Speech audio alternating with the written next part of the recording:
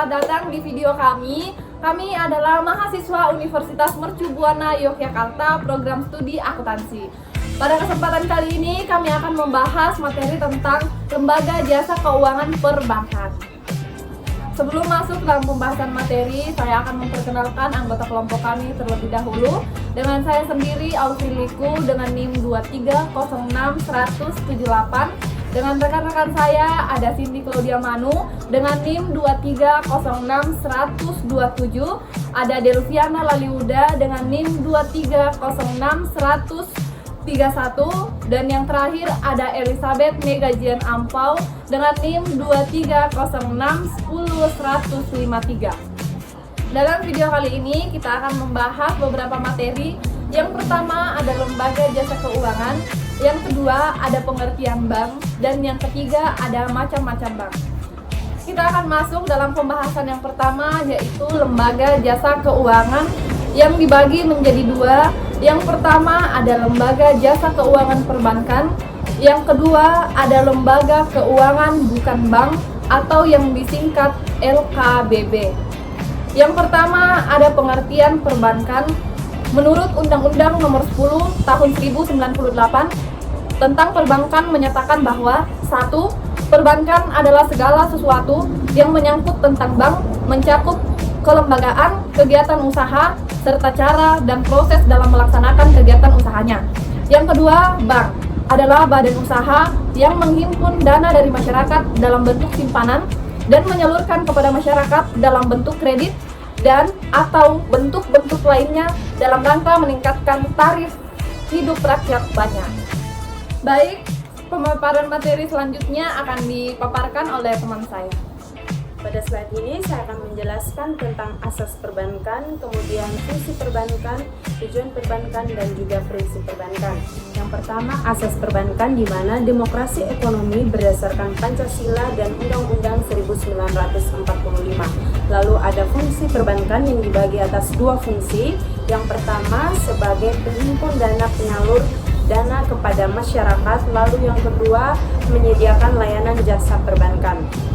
Untuk tujuan perbankan, di mana menunjukkan pelaksanaan pembangunan nasional dalam rangka meningkatkan pemerataan, pertumbuhan ekonomi, dan stabilitas nasional ke arah peningkatan kesejahteraan masyarakat. Kemudian untuk prinsip perbankan itu dibagi atas 4. Yang pertama ada prinsip kehati-hatian, lalu yang kedua ada prinsip kepercayaan, yang ketiga prinsip kerahasiaan, dan yang keempat prinsip mengenai pengenalan akan nasabah. Berikut ini adalah jenis-jenis bank berdasarkan fungsinya. Yang pertama itu ada bank sentral, kemudian yang kedua ada bank umum yang terdiri dari Bank Mandiri, kemudian BNI dan Lipo Bank. Lalu yang ketiga itu ada bank pengkreditan rakyat, di mana ada BPRAM, kemudian ada BPR Indra, dan ada BPR Andalan. Lalu berikut ini adalah jenis-jenis bank berdasarkan kepemilikannya. Yang pertama ada bank milik pemerintah yang terdiri dari Bank BRI, BNI, dan BTN. Yang kedua ada bank umum milik swasta nasional yang terdiri dari Bank Niaga dan Bank Mega. Lalu yang ketiga ada bank umum milik swasta Asia yaitu HSBC, dan yang terakhir ada bank umum milik koperasi. Kemudian yang terakhir adalah jenis-jenis bank berdasarkan kegiatan operasionalnya. Yang pertama itu ada bank umum yang terdiri dari Bank Mandiri, BNI, dan BTN. Yang kedua ada bank syariah yang terdiri dari Bank Muamalat, lalu Bank Syariah, dan Bank BNI Syariah. Ya, jadi baik, saya akan menjelaskan tentang pengertian daripada bank umum, kemudian fungsi utama dan fungsi tambahan dari bank umum. Pengertian bank umum menurut Undang-Undang RI Nomor 7 Tahun 1992 tentang perbankan sebagaimana telah diubah dengan Undang-Undang Nomor 10 Tahun 1998, bank umum adalah bank yang melaksanakan kegiatan usaha secara konvensional dan atau berdasarkan prinsip syariah yang dalam kegiatan memberikan jasa dalam lalu lintas pembayaran. Kemudian untuk fungsi utamanya itu dibagi atas 4 fungsi.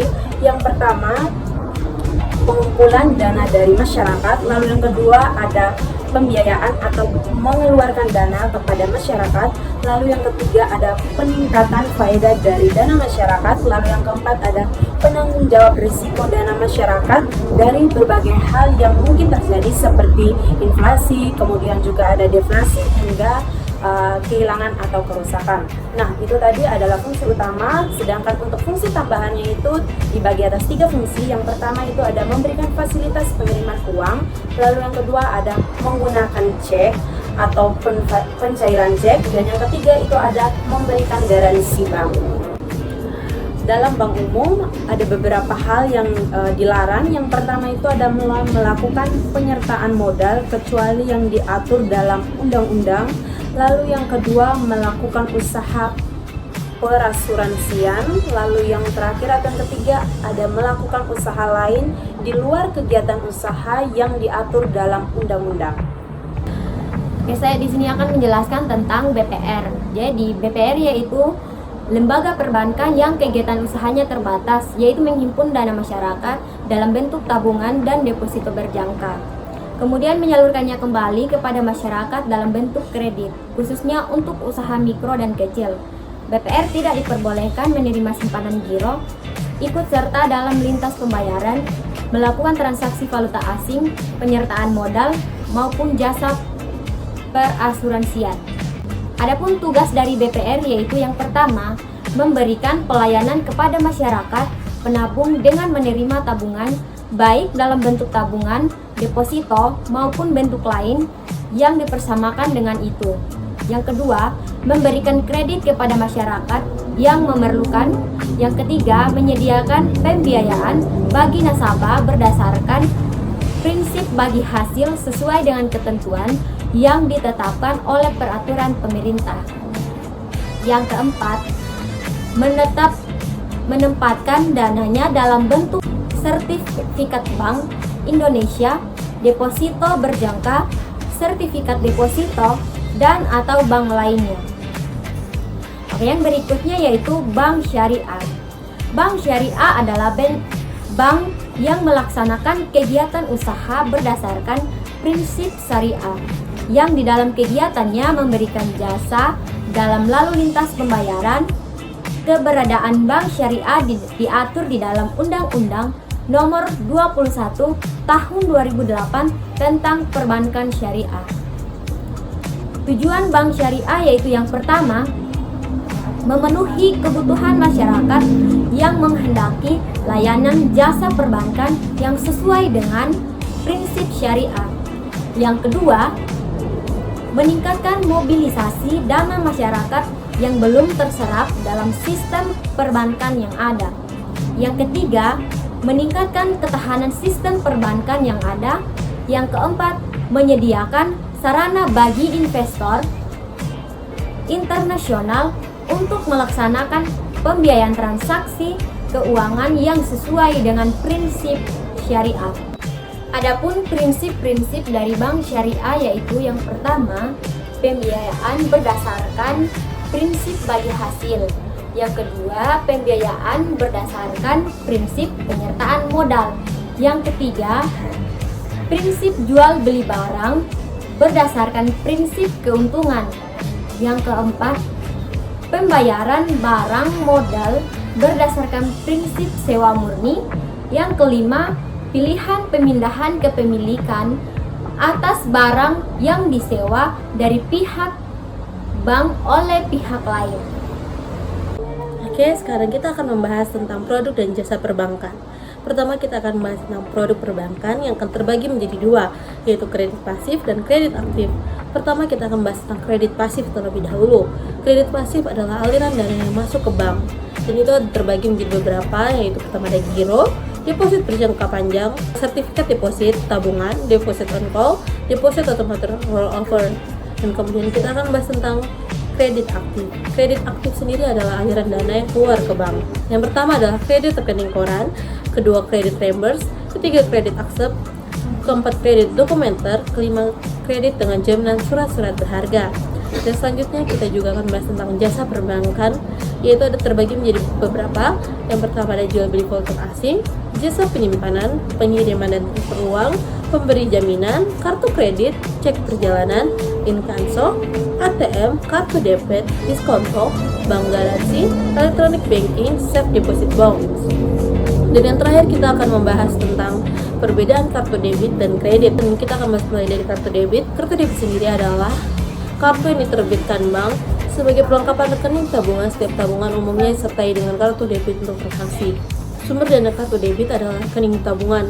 Cara menerbitkan kartu kredit hanya memiliki tabungan di bank tersebut. Limit transaksi pemakai kartu kredit adalah nominal dana di tabungan. Tidak ada iuran tahunan, tetapi ada biaya administrasi yang dibebankan tiap bulannya. Ada beberapa kartu debit yang bisa digunakan untuk belanja online layaknya kartu kredit, tapi sebagian besar masih belum bisa.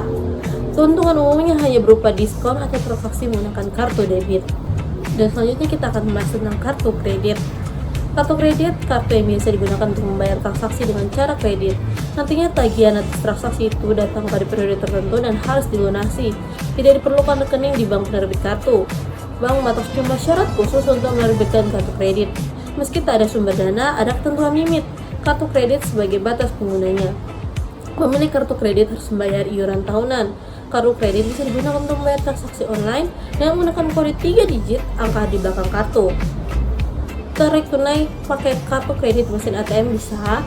Ada bunga yang harus dibayar jika tidak membayar tagihan tepat waktu atau menggunakannya untuk mencicil pembayaran. Ada keuntungan berupa cicilan dengan bunga 0%, poin yang bisa ditukar dengan hadiah hingga cashback atau setiap transaksi. Bisa digunakan untuk bertransaksi di luar negeri sesuai dengan jaringan kartu. Sekian pemaparan materi dari kami. Terima kasih. Jangan lupa di like, subscribe, and share. Thank you. Bye-bye.